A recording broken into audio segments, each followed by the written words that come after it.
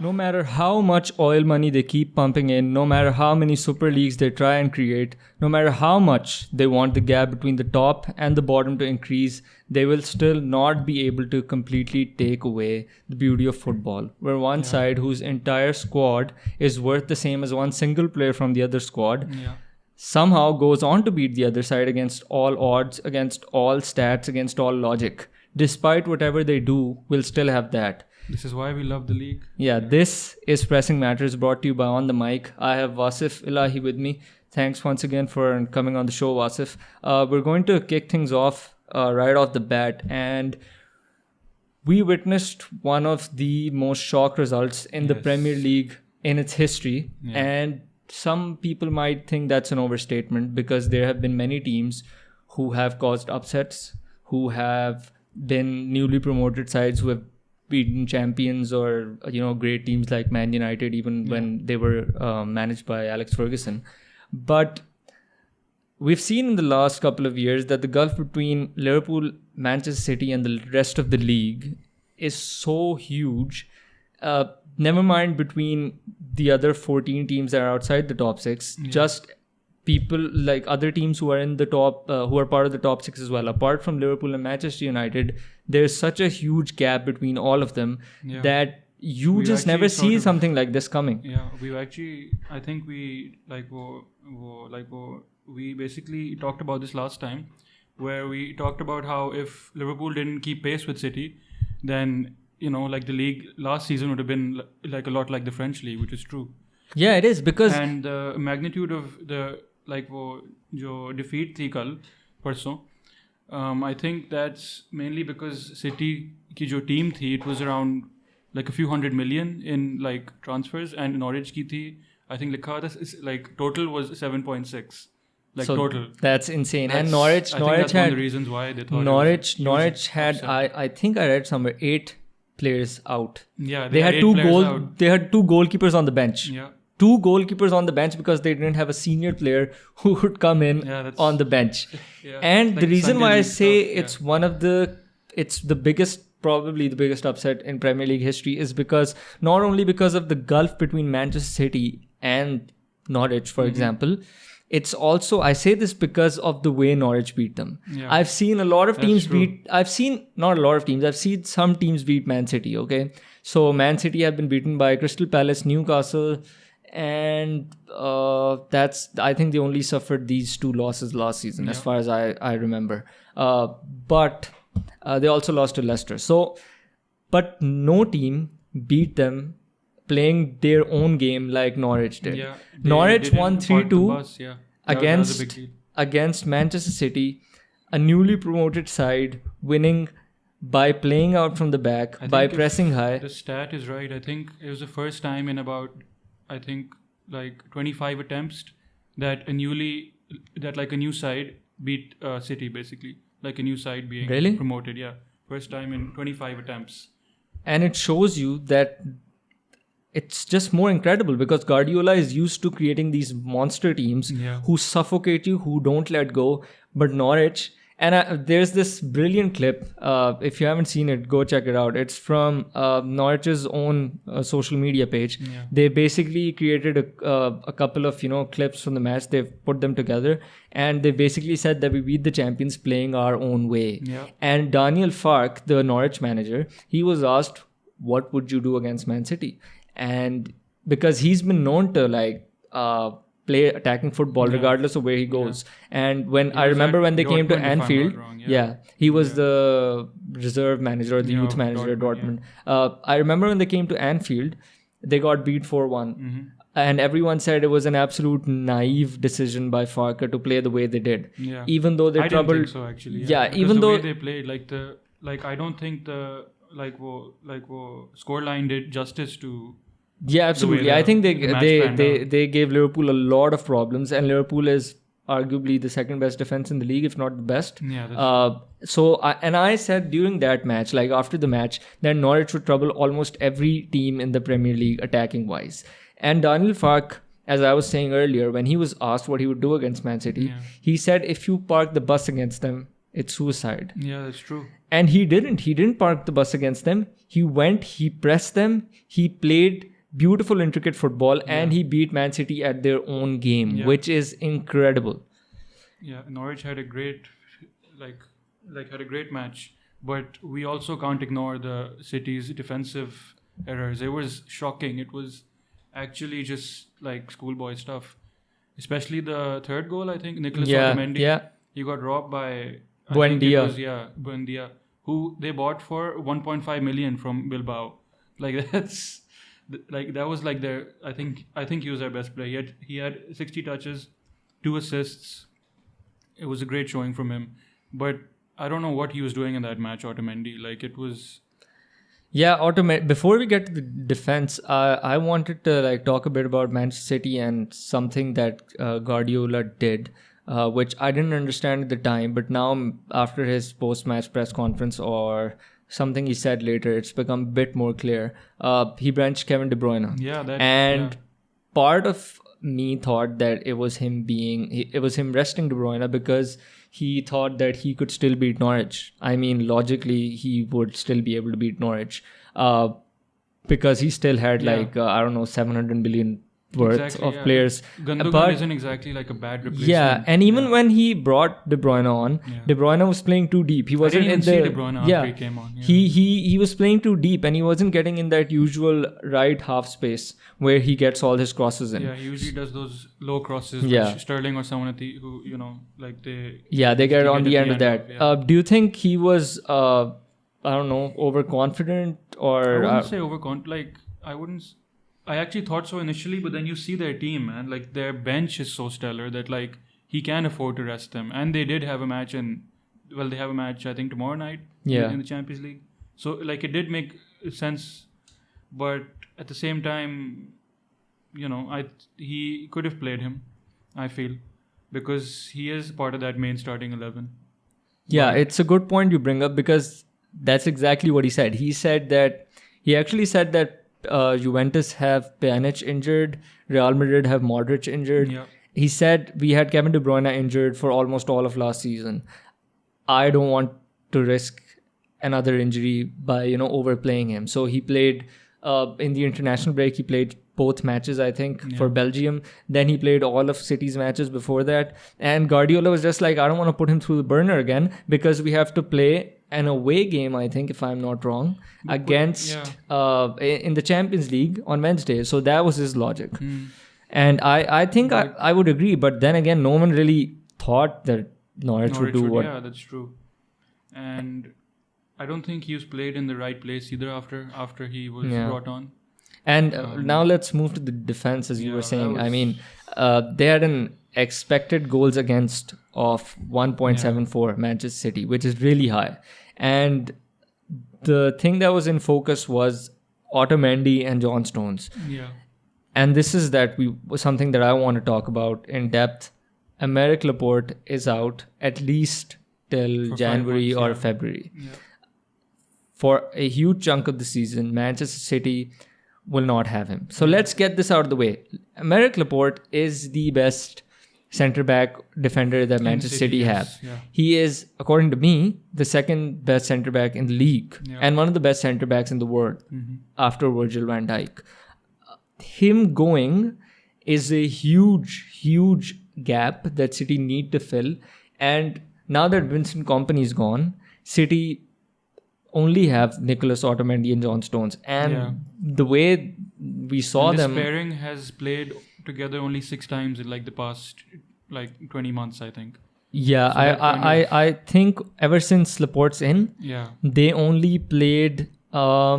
so the last match they played before Laporte started to play all the games and Guardiola basically was right, okay, that's that, I'm done with them, was the match against Liverpool when Liverpool won 4-3 at Anfield. Yeah, and Otamendi and John Stones were put through the absolute ringer by our front three. Yeah. And the reason Guardiola doesn't necessarily, especially Otamendi, he doesn't like him is because Otamendi is... unlike a Guardiola defender in every sense of the word. He's rash. he gets on his backside way too much more often than he should. He's like David Luiz and Dejan Lovren of sorts. That's because whenever he wants to, like, whenever he thinks of stopping something, it's always by sliding in or something of the sort. Yeah, this match, a bit rash. Yeah. But I also feel like it's a bit interesting to see how he's basically, going to go like so basically now it basically comes down to the fact that does he try to talk to Otamendi, or does he sideline him and play someone like Fernandinho centre back, transform him into a centre back for these 5-6 months? Because the point is that there are a couple of problems with playing Otamendi, as we clearly saw. Whenever John Stones and Nicolas Otamendi have played for Manchester City together, they have a win percentage of 68%. Yeah. 68. Although the sample size is small, but they have a win percentage of 68%, and they've conceded 1.1 goals per game during that time. Yeah. Compare that to when Laporte and another centre back were playing. Yeah. The highest goal per game stat was 0.6. So that's almost half when Laporte's playing. And the reason I say Laporte is more important than just what we see on the eye as to how, so for example, how Laporte is individually, I think is an intangible that we don't consider. It is how people like Van Dijk and Laporte bring a certain calming presence that you can't really measure. Yeah, that's true. So the defense of a team is played like a unit, and a unit has to act as one. Yeah. And players like Van Dijk and Laporte, and in the past John Terry, Rio Ferdinand, what they used to do was, not only was their coordination really, really good, they used to set everyone up really well. There was no one like that. Yeah, but they also made everyone else relaxed. Yeah. And Jamie Carragher talked about this in a very interesting way on Monday Night Football. He said that it's a little brother, big brother thing for defensive pairings. So big brother Van Dijk, little brother Joel Matip. Yeah, exactly. Big brother Aymeric Laporte, little brother John Stones. Yeah. But when you have two little brothers playing, it's you could tell there was no one, like, I think for the second goal, I think the one that Cantwell scored, there was no line, there was no back line. Walker John was way Stones ahead. Otamendi was caught on the wrong side. He was too rash. Then John Stones decided to play offside, but Walker was already behind him, and there was so much space. I don't really blame Walker, because if I was a fullback, I would also see the space and just run, because you don't expect someone to play offside from that far off. That was just near the halfway line. And so now we see these two players who look very suspect if they don't have someone like Aymeric Laporte next to them.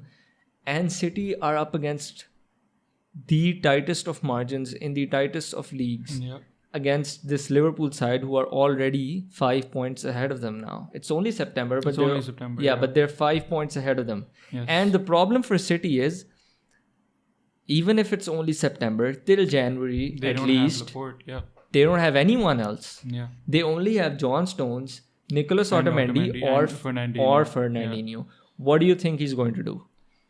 Or what do you think City's going to do? What do you think is going to happen? That's a hard one. He can try to manage his centre backs, or he can try to completely outcast Nicolas Otamendi and bring in Fernandinho. Change it up like the way he did with, I think it was Mascherano. Yeah, Barca. I feel like he might bring in Fernandinho for a few games, see how it works out, and then he might just raid for a centre back in January. Just go all out. Oil prices have risen in the past few days. Yeah, but he is in like I wouldn't say crisis, like it's not a crisis, but he is in trouble in a way. I think he's going to go with Fernandinho as well. But the problem is, and there are reports saying that Fernandinho has already started retraining as a centre back. So he's going to do a Mascherano with him. Yeah. And he's going to succeed because Fernandinho is a very, very intelligent footballer. Yeah. And he's also one of the most defensively astute players in Manchester City. He sniffs danger. Yeah. And I think he's only second to Aymeric Laporte in that. So that's a very good way like worry for that would be that when he comes up against big strikers, Yeah, that's like a for really example, good point. Newcastle have Joe Linton. yeah Joe Linton. If he comes up against someone like that, Or Barnes. or Barnes or Burnley. someone like that, people who like love to use their body more and stuff, or bully the center backs, like he might have an issue then. He's also not the fastest, but like you said, his game sense, I think, sort Yeah, of but makes up coming for up that. against taller strikers Yeah. is a problem that Manchester City have been facing this season, and it's not a problem unique to them. Even when Laporte was there, they, I think, have the highest percentage of goals conceded from corners Yeah, out of anyone. yeah. There was And some from stat, set actually. pieces, I think, yeah. There was a stat that since I think August 2018 or something, they've conceded 26 goals, and out of the 26 goals, I think about 16 have been from set pieces. Yeah, so that's the highest in the league. Yeah, that's And like the problem is 55%. that with Fernandinho in there, this is only going to increase, probably. Like, that's what logic suggests. Because teams are going to target them from corner kicks, Also, free kicks. Fernandinho can, like play center back, but is he going to, is he going to talk to the players? Is he going to, matlab ke, Be an organizer like Laporte. organize the Yeah, back line? I think he's that's one of also the. a question. I think that shouldn't be an issue because he's one of the leaders in the dressing room. Yeah. He's already, I think he's the third captain in the team after Silva. I think he's the second now after Silva, David Silva. That shouldn't be a problem. And I think that's most likely going to be what Guardiola does.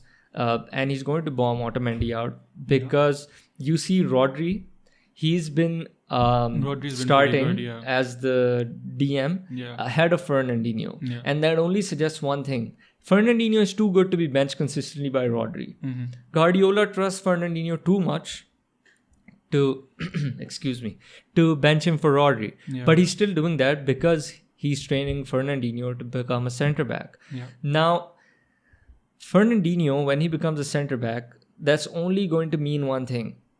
They still might be short in the defensive midfield position. Yeah. So if That's actually a something really good happens point, to Rodri, or Rodri can't play 3 games in a week for so much, like I so feel like long. he might have to change it up by playing Gundogan, DM or something. Yeah, at he some does point. that, but let's see But, what's going to happen. yeah, it But does they make seem sense. short. They definitely seem short in I that feel area. like they I will think need to make reinforcements in January. They'll have to. they will definitely Yeah. because he didn't go that big in the summer. Yeah. And there were reports that That he's trying to sign a centre back. Yeah, and they were waiting for Otamendi to leave before they could sign anyone. But Otamendi didn't find a club, and now they're stuck with him. Do you think that the title race will shift in momentum because of this Laporte injury, or do you think this is just a blip? Because we've seen, and as a Liverpool fan, I don't even know how much to celebrate this win because Manchester City lose, great. But the next thing you know, Guardiola tightens the ship. They win the next 20 on their bounce. And you're like, that's what I'm the worried about hell, being a man? Liverpool fan. But I feel like it's still like a bit too early to Call decide it? this or even call this. But he does have an issue on his hands, and if it's not sorted around November, December, then I think that Yeah, I think he's going to sort. if He there's should still sort if there it are out. like a few more losses in there somewhere, then I think that's that. Yeah, he's a perfectionist though. So, I mean, he's going to try and work something out. Yeah. But this is a big issue for them. And if last season showed us anything, it was how tight the margins were in the Premier League. To be exact, it was just a few millimeters. If you remember Liverpool versus Man City at the Etihad, Yeah, I Mane's forget that, yeah. near goal, which literally was the reason why Liverpool weren't A, invincible, B, champions, Oh, and C, centurions. Those 20 odd millimeters were the entire reason for these 3 things. So that is how tight it was last season. And this might become a key differential in the title race. We'll just have to wait and see. But moving on to the other big thing this week, it's the Champions League. That's League, back. yes, European Those nights Yeah. with the Heineken and the Lays and the Leo Messi. Yes. All the And above. I just want to, because I probably think by the time this comes out, the group stage matches will already, at least one night will be done. Yeah. We should still just talk about how do you see the groups? Do you see any upsets happening? What do you think about the group of death? Barcelona, Dortmund, Inter, and the people that laughed about themselves. Slavia Prague. Yeah, those guys.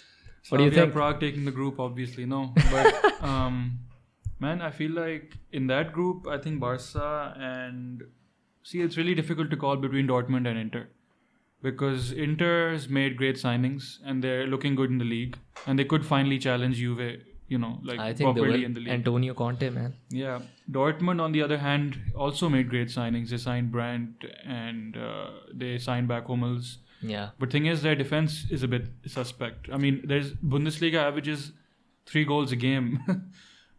So that's... I think crazy. half of them are thanks to Dortmund. Yeah, I mean, maybe. certainly in the last half of the Bundesliga season, season. So it's difficult to call that, but I don't know, I feel like saying that Barca and Dortmund are going to edge through it. I think it's going to be Barca and Inter.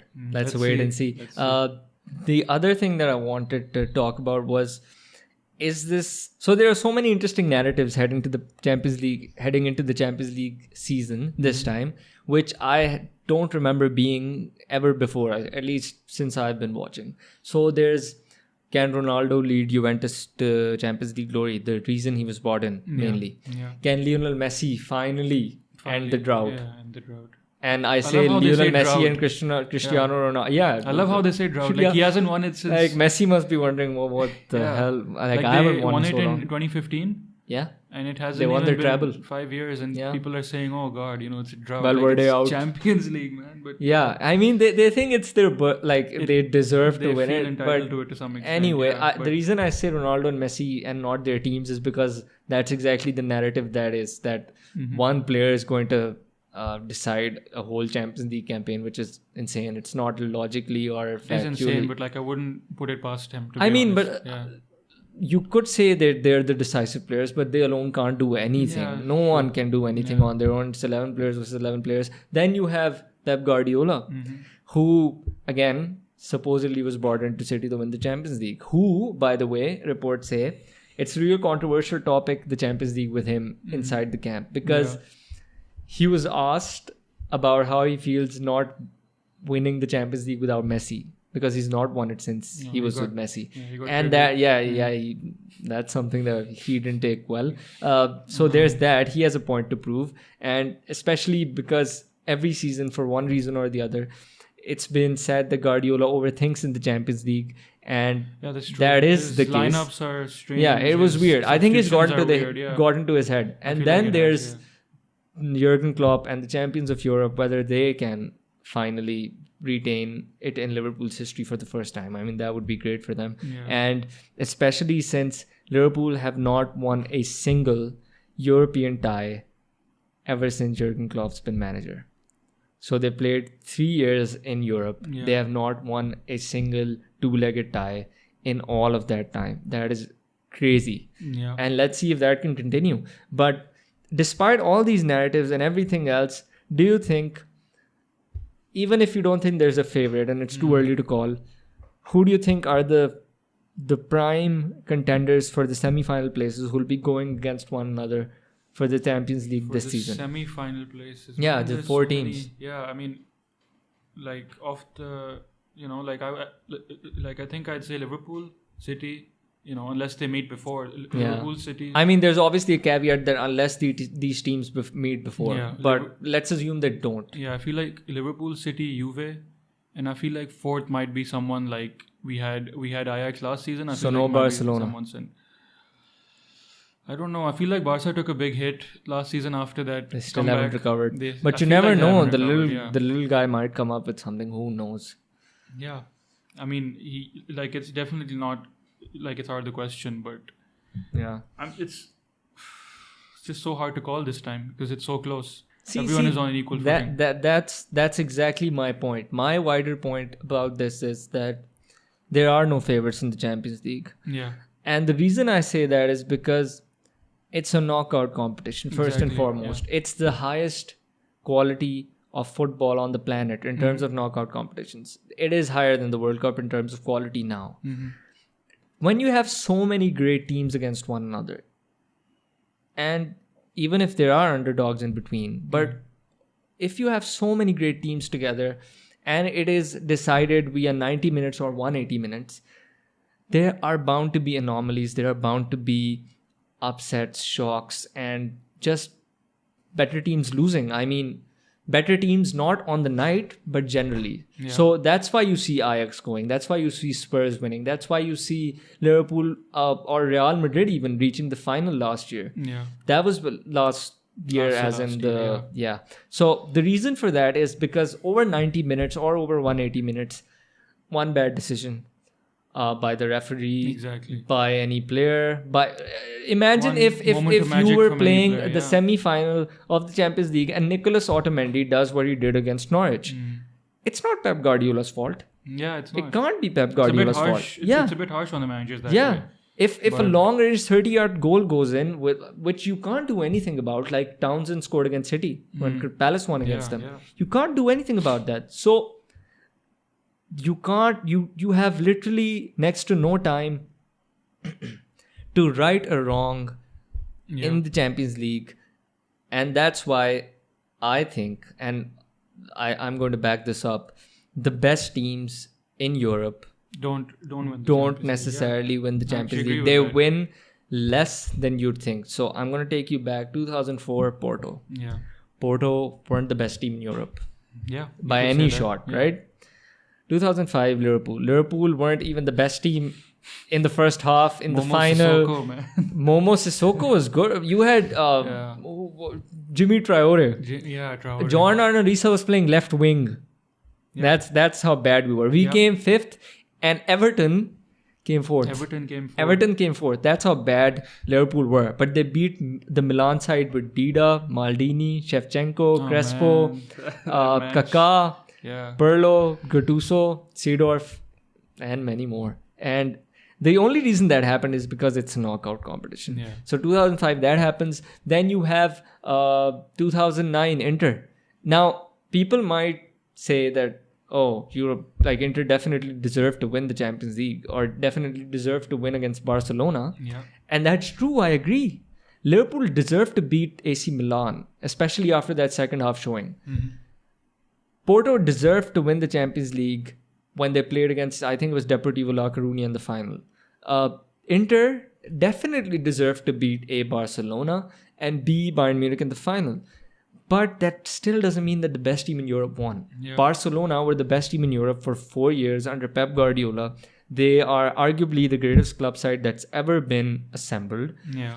And they still only won 2 Champions League and not all 4. Johan Cruyff's dream team only won the Champions League once. Yep. So the wider point is, and then Chelsea went on to win it again. Match, like you said about Risa playing wing. Bertrand was playing. Ryan Bertrand playing wing. I think there's something to be seen there about against Bayern Munich. There's something to be seen about left backs playing left wing if you want to win the Champions League. We don't have Albi Moreno anymore. Time for who's our left back?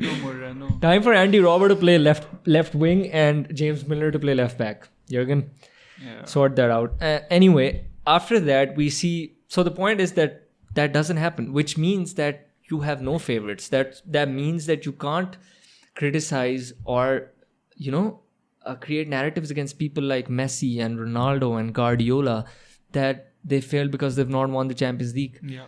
They're winning leagues, and now Ronaldo is as well once he's gone to Italy. But winning leagues consistently is so underrated.